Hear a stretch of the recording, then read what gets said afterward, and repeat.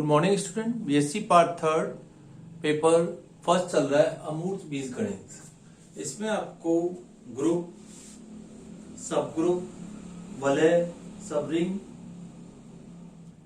Field, सब field, permutation. Next article आपका vector space सदिश समष्टि, जिसमें आपको ये सारी कंडीशन ग्रुप और वलय की काम में आएंगी। वलय की डेफिनेशन आपने लिखी थी, जैसे आर प्लस आपका अबेलियन होना चाहिए, आर डॉट सेमी ग्रुप होना चाहिए और गुणा की योग पर बंटनशीलता का नियम होना चाहिए। अब नेक्स्ट आर्टिकल आपका सदिश समष्टि। सदिश समष्टि में सबसे पहले आपके दो बाइनरी ऑपरेशन आएंगे, इंटरनल और एक्सटर्नल। इंटरनल बाइनरी ऑपरेशन आपका है, जैसे सबसे पहले एक हेडिंग लिखिए इंटरनल, आंतरिक द्विचर संख्या है।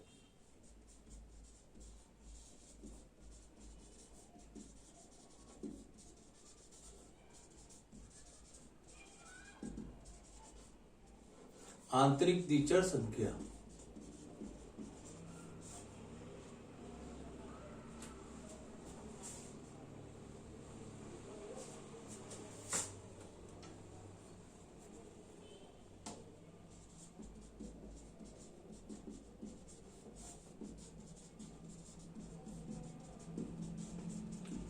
और एक आएगा एक्सटर्नल।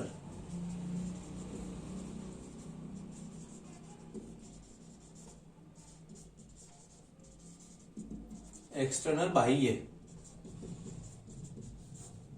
बाह्य द्विचर संक्रिया। तो दो बाइनरी ऑप्शन का काम में रहेंगे, इंटरनल और एक्सटर्नल। इंटरनल बाइनरी ऑप्शन के लिए मान लेते हैं जैसे V एक अरिक्त समुच्चय है, तो एक फंक्शन है f V क्रॉस V से V में वापस आ जाए। ये जनरली प्लस के लिए काम में आएगा। V के अवयव आपके सदिश कहलाएंगे, सदिश होंगे, ठीक है। एक्सटर्नल बाइनरी ऑप्शन को मान लीजिए आप सबसे पहले f कोई फील्ड लेंगे, फील्ड लेते हैं इसका मतलब फील्ड की सारी कंडीशन उसमें आ गई, प्लस और डॉट, ठीक है। एक्सटर्नल बाइनरी ऑपरेशन में पहला अवयव आपका आएगा f का, मान लीजिए उसको g से डिनोट कर रहे हैं, f क्रॉस v से आना चाहिए वापिस से v में। f के अवयव आपके कैसे कहलाएंगे, अदिश। यही कहें अल्फा एलिमेंट f का है तो v एलिमेंट v का है, which implies alpha dot v element v का आना चाहिए। तो ये कहलाता है एक्सटर्नल बाइनरी ऑप्शन, जिसमें सेट अलग अलग है। अभी तक आपने ग्रुप में या उसमें वलय में एक ही सेट पे बात चल रही थी। अब यहाँ एक्सटर्नल बाइनरी ऑप्शन आती, उसको अपन जैसे यहाँ g से डिनोट कर रहे हैं, f क्रॉस v से यदि v में आ रहा है तो एक्सटर्नल बाइनरी ऑपरेशन कहलाएगा। अब अपन लिखते हैं सबसे पहले सदिश समष्टि की डेफिनेशन।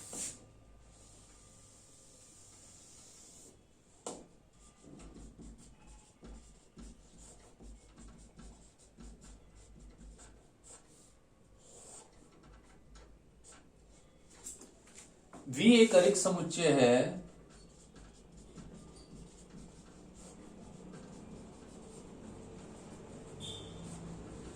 तथा क्षेत्र F प्लस डॉट है, तो बीजीय पद्धति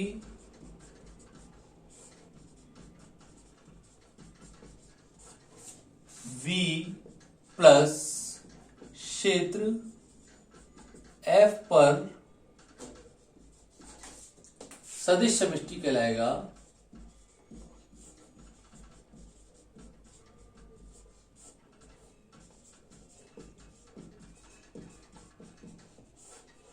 यदि फर्स्ट सबसे पहले आना चाहिए v प्लस अबेलियन हो,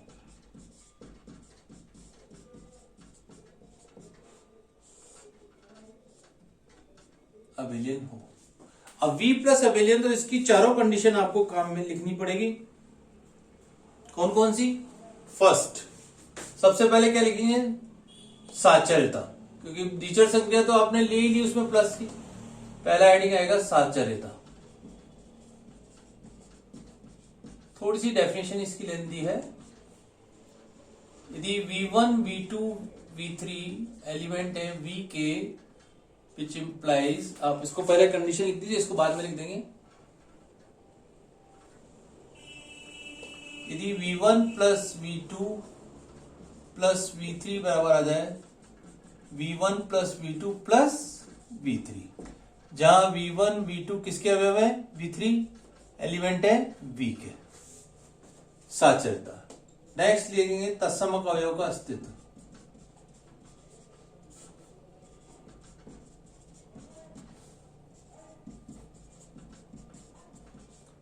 अब प्लस के लिए आपको मालूम है तत्समक अवयव 0 होता है।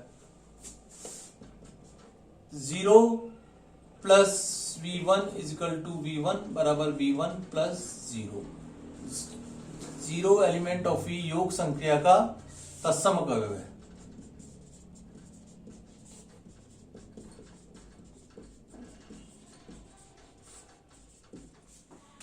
सी लेते हैं प्रतिलोम का अस्तित्व। जो भी अबेलियन की कंडीशन थी वो सारी लिख ली।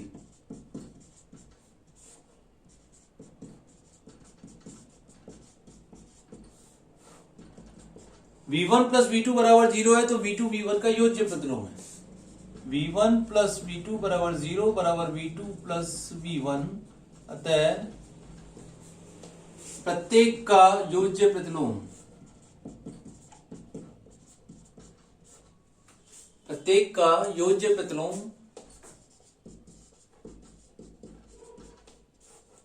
V में विद्यमान होगा।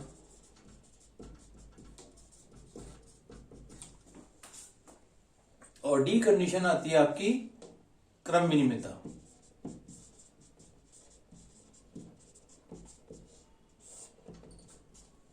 V1 प्लस V2 बराबर V2 प्लस V1, अतः V प्लस अबेलियन होगा। ठीक है। नेक्स्ट आती है मेन कंडीशन, अदिश गुणा के लिए संवृत्ता। Second,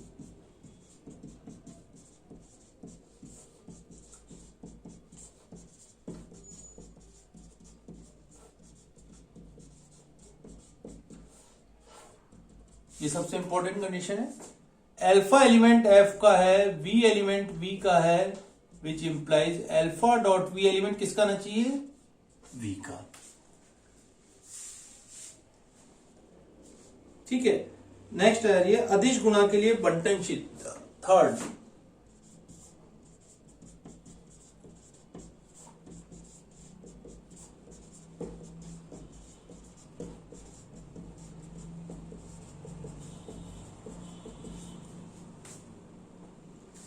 alpha dot V1 plus V2 बराबर आना चाहिए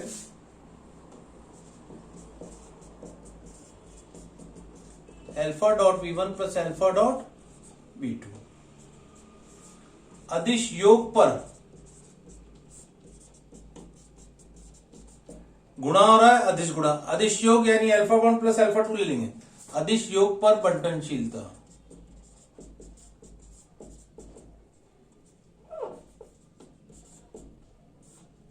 अर्थात alpha plus beta dot V बराबर alpha dot V plus beta dot we.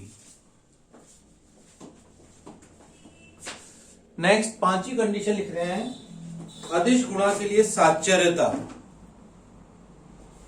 इसको मिटा देते हैं।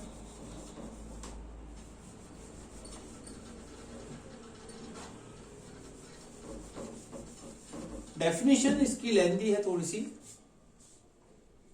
अदिश गुणा के लिए साचर्यता। नेक्स्ट,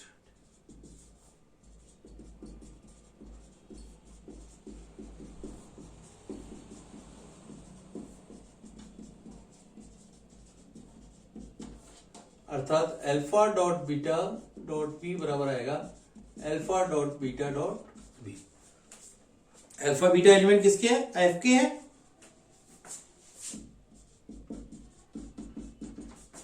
लास्ट मीन है 1 डॉट वी बराबर V, where 1 is element of F, तत्समक अवयव है। गुणा के लिए तत्समक अवयव,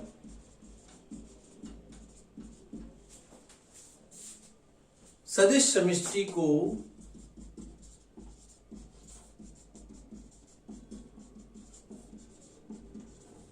वी एफ द्वारा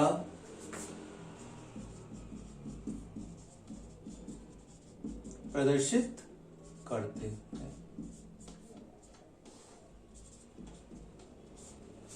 सदिश समष्टि को वी एफ द्वारा प्रदर्शित करते हैं। अब इसके अपन एग्जाम्पल लेते हैं। तो एग्जाम्पल लिखेंगे, आपको एक कंडीशन बताई थी याद हो तो, Z subset of Q, Q subset of R, R subset of C। ये आपके ग्रुप के एग्जाम्पल थे प्लस की संख्या के लिए, और रिंग के लिए भी प्लस डॉट के लिए चारों वाले थे।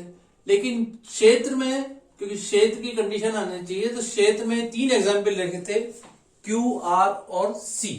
तो सदिश समष्टि के लिए लिखेंगे C पर सदिश समष्टि। C क्या है? समिश्र संख्या है। समिश्र संख्या के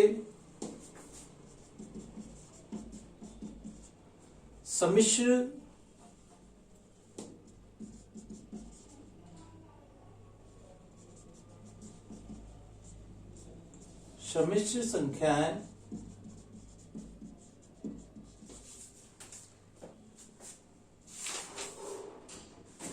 समिश्र संख्याओं के योग, इसको समिश्र को सही लिख देते हैं,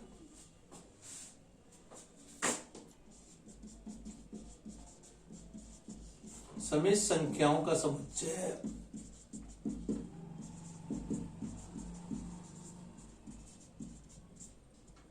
समिश्र संख्याओं के क्षेत्र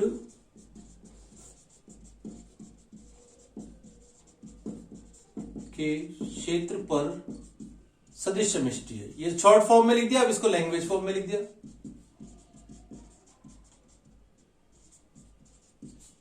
इसी प्रकार CR पर समिश्र संख्याओं का समुच्चय वास्तविक संख्याओं के क्षेत्र पर भी सदिश समष्टि है।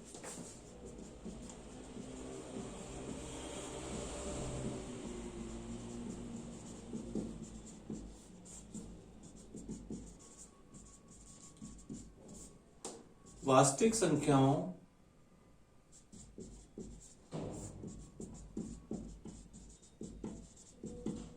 के क्षेत्र पर सदिश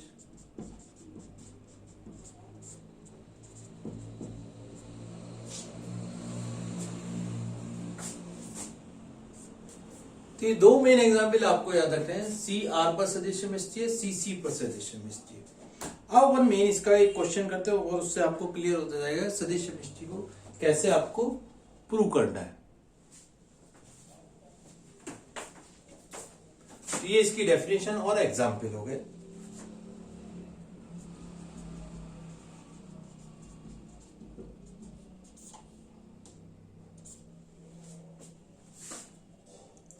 क्वेश्चन लिखिए। इसमें क्वेश्चन आपके पहले चैप्टर में डेफिनेशन है और क्वेश्चंस है। अब सदिश समष्टि प्रूव करना है तो आपको ये सारी कंडीशन आपको प्रूव करनी पड़ेगी, ध्यान रखना। 6 कंडीशन आपको प्रूव करनी है।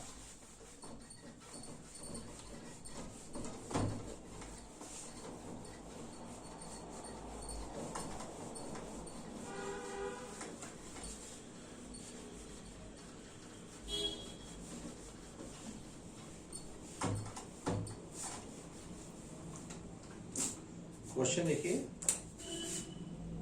मैट्रिक्स समुच्चय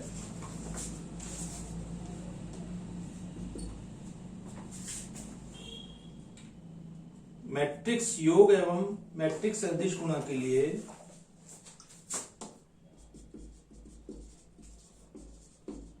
सिद्ध करो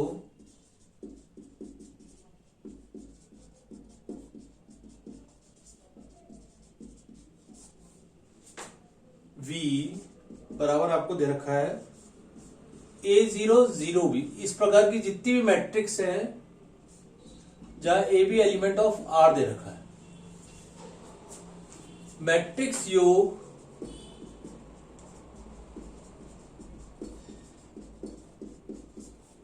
एवं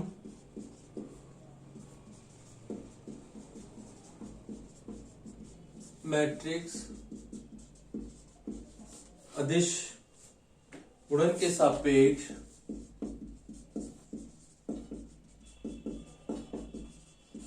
वास्तविक संख्याओं के क्षेत्र R पर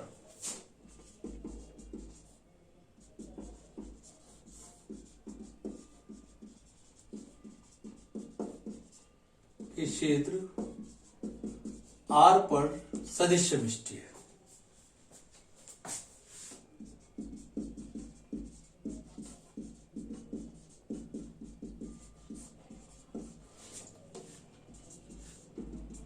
सबसे पहले V एक मैट्रिक्स दे रखा है, इस प्रकार की जितनी भी मैट्रिक्स है तो सबसे पहले अपन अदिश गुणा के लिए समवृत्ता और मैट्रिक्स योग पर समवृत्ता प्रूव करेंगे। ठीक है, लेट V1 बराबर ले लिया आपने A1 0 0 B1, इसी पर V2 ले लिया A2 0 0 B2।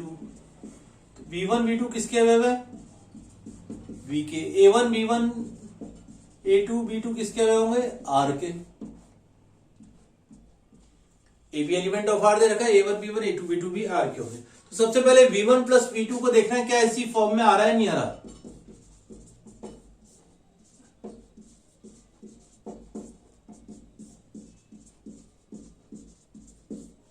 बराबर अपन लिख सकते हैं A1 प्लस A2 और 0 प्लस 0 को 0 लिख सकते हैं, ये भी 0 और ये आ गया B1 प्लस B2।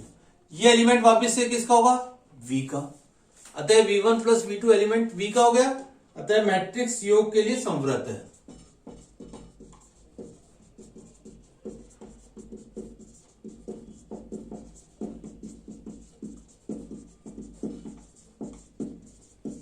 ठीक है, मैट्रिक्स योग के लिए। अब आपको अदिश गुणा के लिए समवृत्ता भी प्रूव करनी है। अल्फा को एलिमेंट मान लीजिए अपन ने R का लिया, ठीक है, और V1 ले लिया A1 0 0 B1। तो अल्फा डॉट V1 करा,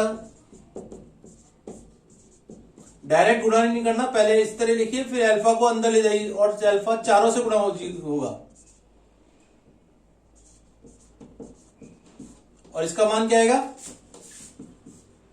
अल्फा A1 0 0 अल्फा B1। ये वापस से एलिमेंट किसका हो गया? V का, क्योंकि अल्फा एलिमेंट R का है, A1 एलिमेंट भी R का है, तो अल्फा A1 एलिमेंट भी किसका होगा? R का होगा। तो ये पूरा एलिमेंट हो गया V का। अतः मैट्रिक्स अदिश गुणा के लिए भी समवृत है। अतः V R पर मैट्रिक्स अदिश गुणा के लिए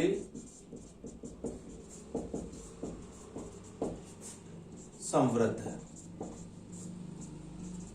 तो सर अभी केवल अपन ने समवृत्ता प्रूव करी है। अब अपन सबसे पहले V प्लस अभिलय प्रूव करेंगे।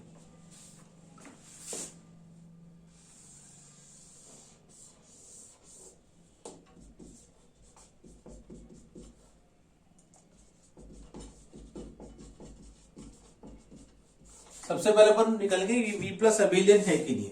तो सबसे पहले अपन डायरेक्ट भी लिख सकते हैं, मैट्रिक्स योग सहचारी एवं क्रमभिन्न में होता है। अतः V में सहचारी एवं क्रमभिन्न होता है। यहां पे लिखते हैं सबसे पहले हेडिंग आ जाएगा मैट्रिक्स योग क्रमभिन्न में एवं सहचारी होता है। दो चीज तो हो गई। अब यदि नेक्स्ट लिया A बराबर 0 B बराबर भी 0, तो 0 0 0 0 क्या हुआ? एलिमेंट ऑफ V तत्समक अवयव है, योग के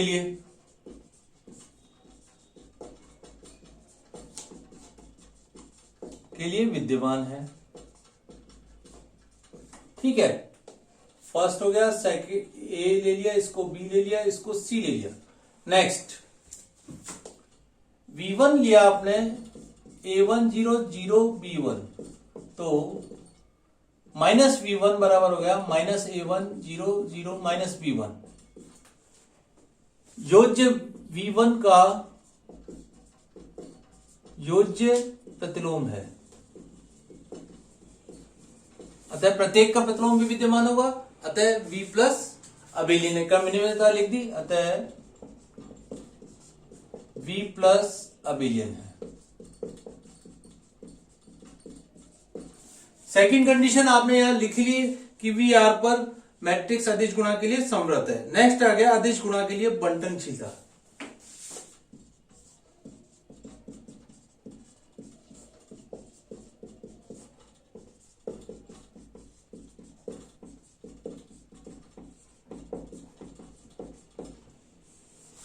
alpha dot V1 plus V2 prove करना है। Alpha dot V1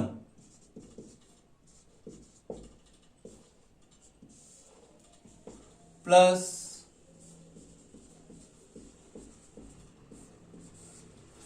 alpha dot V1 plus V2 बराबर अल्फा डॉट V1, इसको पहले लिख लीजिए, यहां पे लिख लेते हैं alpha dot V1 plus alpha dot V2 बराबर, ठीक है, अल्फा डॉट और इसके मान रख दिए,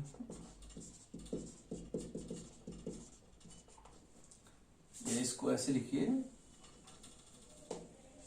जगह वापस से मिटा देते हैं।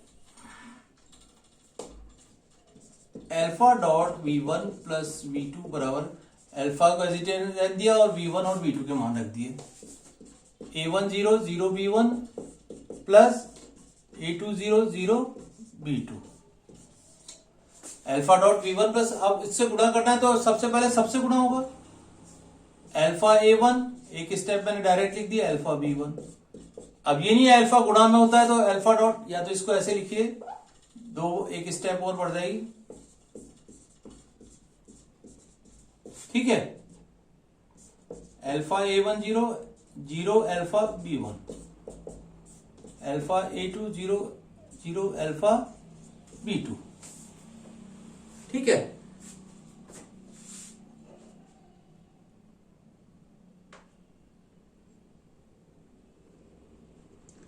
पहले साथ के साथ पहले अंदर का जोड़ लीजिए, बल्कि ज्यादा बेटर रहेगा आपको, नहीं तो ये रिजल्ट ही आ गया आपका।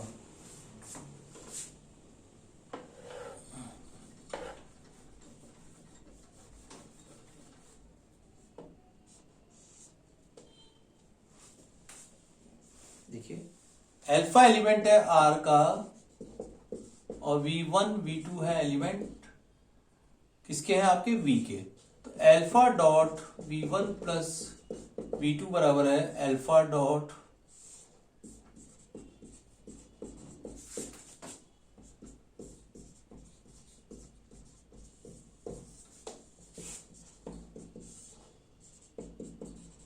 पहले इन दोनों को जोड़ दिया, ठीक है। अब इससे क्या करें, गुणा कर दें साथ के साथ, अल्फा A1 बल्कि गुणा ही कर दीजिए, alpha dot A1 plus alpha dot A2, ये हो गया 0 0, alpha dot B1 plus alpha dot B2। अब इन दोनों को अलग अलग तोड़ दीजिए वापिस से, ठीक है, बराबर आ गया। अब यहां से बिठा देते हैं इसको, ये स्टेप यही लेते हैं,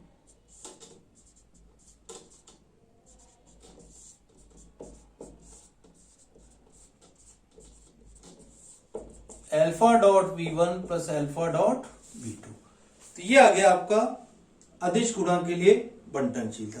नेक्स्ट है अदिश योग पर।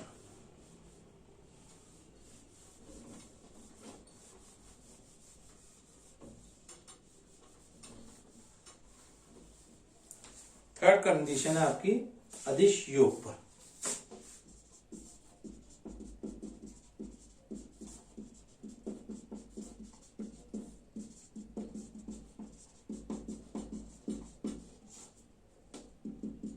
यानी अल्फा 1 और अल्फा 2 एलिमेंट ले लिया R के, तो alpha 1 plus alpha 2 dot V का मान निकालना है, ठीक है। Alpha 1 plus alpha 2 as it is रहने दिया और V का मान रख दिया A1 0 0 B1, ठीक है। अब अल्फा 1 प्लस अल्फा 2 क्या होगा, सब जगह गुणा हो जाएगा,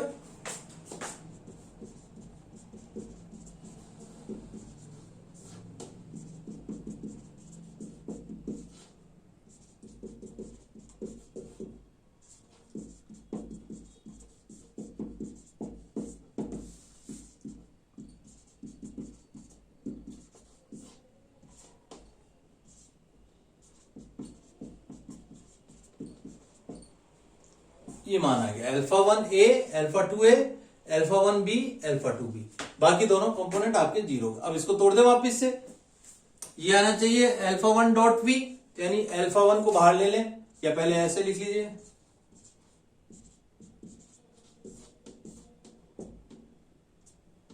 ए बी है, बी ए बी है यहाँ पे, वैसे B1 लिखिए A1, और ये भी A1 A1 B1 ठीक है। Alpha 1 A1, alpha 1 B1 plus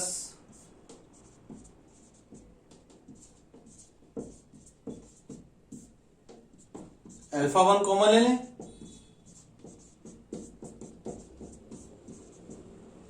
A1 0 0 B1 बराबर आ गया alpha 1 dot B1 plus alpha 2 dot B2। ये आगे अदिश योग पर बंटन था। ठीक है, नेक्स्ट आएगा अदिश गुणा के लिए साच्चर्यता। थोड़ा सा लेंथी है, यहीं पर ले लेते हैं।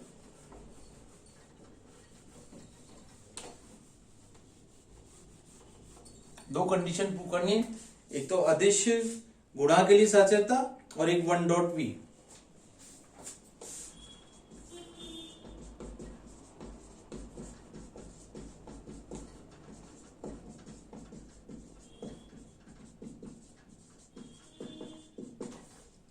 अल्फा बीटा एलिमेंट ले लिया आपने आर के, ठीक है। तो अल्फा बीटा डॉट V1 बराबर अल्फा डॉट बीटा को तो ऐसी चीज रख दिया, पहले V1 का मान लिख दिया A1 0 0 B1। ठीक है, अल्फा बीटा को सब जगह अंदर ले जाइए।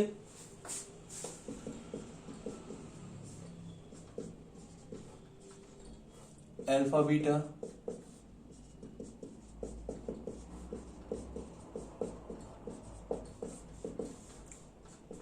इसको लिख सकते हैं अल्फा बीटा A1, ये पूरा जीरो है, इसी पर ये भी zero, alpha beta B1। Alpha बाहर ले लिया, अल्फा ये आ गया बीटा V1। ठीक है, तो इस प्रकार कह सकते हैं अदिश गुणा के लिए बी में अदिश गुणा सहचारी है। और लास्ट कंडीशन आएगी 1 डॉट V1 का मान निकालना है। 1 V1 का मान लिख लिया A1 0 0 V1